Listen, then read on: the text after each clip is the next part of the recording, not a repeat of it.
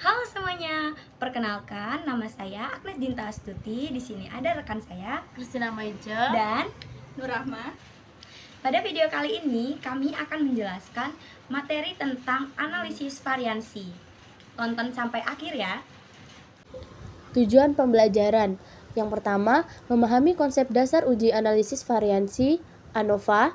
Yang kedua, menjelaskan tujuan dan asumsi penggunaan. Yang ketiga, menentukan hipotesis dalam uji ANOVA. Yang keempat, menerapkan ANOVA untuk menguji perbedaan rata-rata lebih dari dua kelompok. Yang kelima, mengintrospeksikan hasil uji ANOVA dalam pengambilan keputusan statistik. Uji analisis variansi ANOVA adalah metode statistik inferensial yang digunakan untuk menguji perbedaan rata-rata dari tiga kelompok atau lebih berdasarkan variansi atau ragam data antar kelompok dan dalam kelompok. Kapan ANOVA digunakan? ANOVA digunakan ketika yang pertama, data berskala interval atau rasio. Yang kedua, variabel bebas berupa kelompok atau kategori. Yang keempat, variabel terikat berupa data numerik. Yang kelima, ingin menghindari kesalahan jika menggunakan banyak uji T. Jenis-jenis ANOVA. Yang pertama ada one-way ANOVA, digunakan ketika hanya ada satu faktor yang dibandingkan. Contoh, metode belajar memengaruhi nilai siswa. Yang kedua ada two-way ANOVA, digunakan ketika ada dua faktor yang diuji sekaligus. Contoh, metode belajar dan jenis kelamin memengaruhi nilai siswa.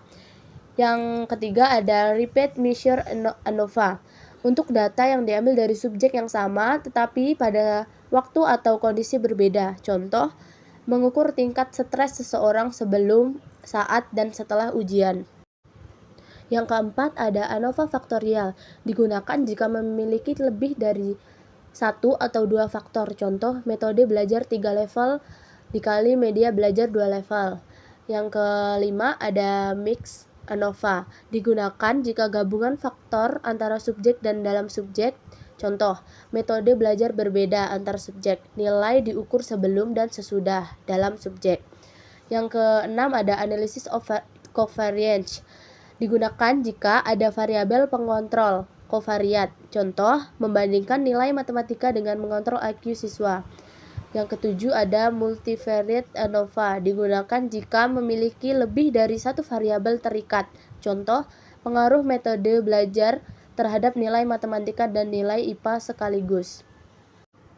Kemudian ada langkah-langkah. Yang pertama, menentukan hipotesis. Yang kedua, menghitung rata-rata tiap kelompok. Yang ketiga, menghitung rata-rata total. Yang keempat, menghitung SSB atau sum of squares between group.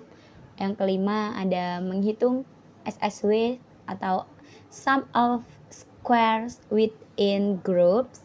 Yang keenam ada menghitung SST total sum of squares. Yang ketujuh ada menentukan derajat bebas atau DF. Yang kedelapan ada menghitung mean square, MSB dan MSW. Yang kesembilan ada menghitung nilai F hitung. Yang terakhir ada membandingkan F hitung dengan F tabel dan menarik kesimpulan. Kemudian di sini ada contoh soal, yaitu seorang guru ingin mengetahui apakah terdapat perbedaan rata-rata nilai matematika siswa yang diajar dengan 3 metode pembelajaran berbeda, yaitu metode A, metode B, metode C. Data nilai siswa adalah sebagai berikut. Metode A 70, 72, 68. Kemudian metode B 75, 78, 74. Kemudian metode C 80, 82, 78.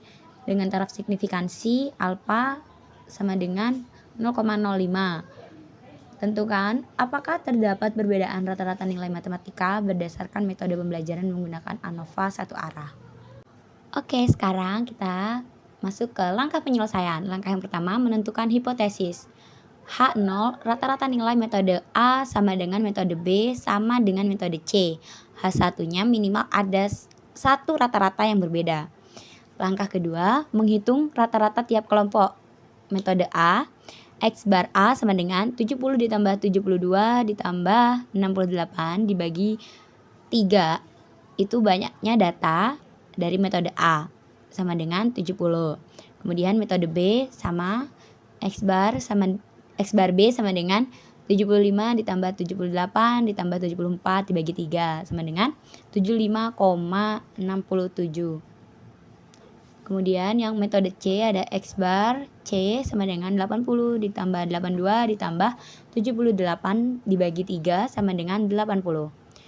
Langkah ketiga, menghitung rata-rata gabungan atau grand mean dengan rumus X bar sama dengan sigma X per N.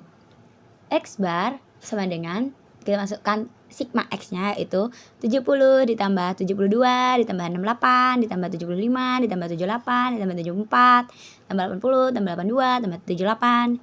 Kemudian dibagi dengan N yaitu jumlah seluruh data. Itu ada 9. Setelah dijumlahkan kita bagi sehingga mendapatkan hasilnya 75,22. Langkah yang keempat yaitu menghitung jumlah kuadrat antar kelompok atau SSB. SSB sama dengan X sigma jadi salah.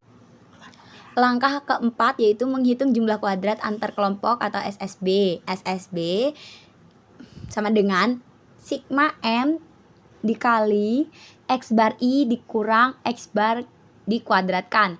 Kemudian dimasukkan SSB sama dengan 3 dikali 70 dikurang 75,22 dikuadratkan ditambah 3 dikali 75,67 dikurang 75,22 dikuadratkan ditambah 3 dikali 80 dikurang 75,22 dikuadratkan sama dengan SSB 3 dikali 27,26 ditambah 3 dikali 0,20 ditambah 3 dikali 22,85 sama dengan 150,93.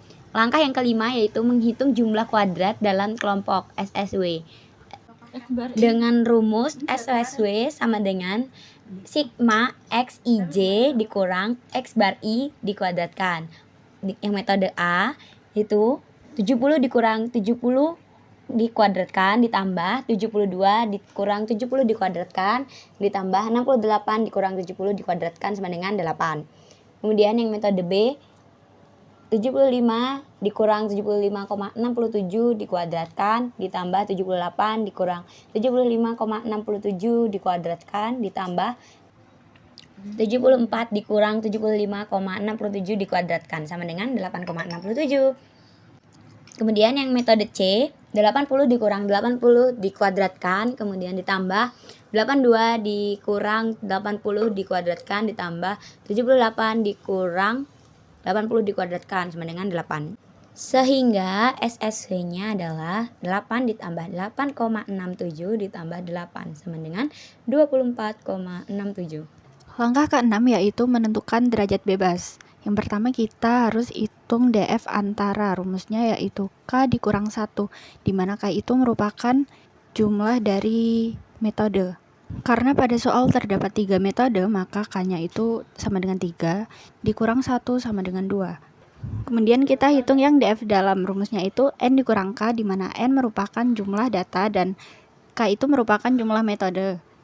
Lalu N itu sama dengan 9 dan K-nya itu merupakan 3, jadi 9 dikurang 3 sama dengan 6. Sekarang kita ke langkah yang ketujuh yaitu menghitung mean square. Rumusnya yaitu MSB sama dengan SSB dibagi DF antara. SSB itu tadi 150,93 dibagi 2 sama dengan 75,47. Kemudian kita hitung MSW. Rumusnya yaitu SSW dibagi DF dalam, di mana SSW itu tadi 24,67 dibagi 6 sama dengan 4,11. Yang terakhir kita hitung nilai F. Rumusnya yaitu F sama dengan MSB dibagi MSW. MSB itu sama dengan 75,47 dibagi 4,11 sama dengan 18,36. Langkah 9, keputusan. Dari tabel F dengan taraf signifikansinya itu 0,05, derajat bebas 1 sama dengan 2, dan derajat bebas 2 sama dengan 6, maka kita lihat di tabel F, kita peroleh nilai F tabel itu 5,14.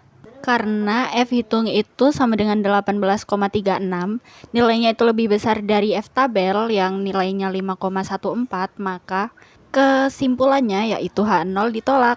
Jadi, pada contoh kali ini ternyata terdapat perbedaan rata-rata nilai matematika siswa berdasarkan metode pembelajaran. Kesimpulan dari presentasi kami, uji analisis variansi atau ANOVA digunakan untuk menguji perbedaan rata-rata lebih dari 2 kelompok dengan membandingkan variansi antar dan dalam kelompok.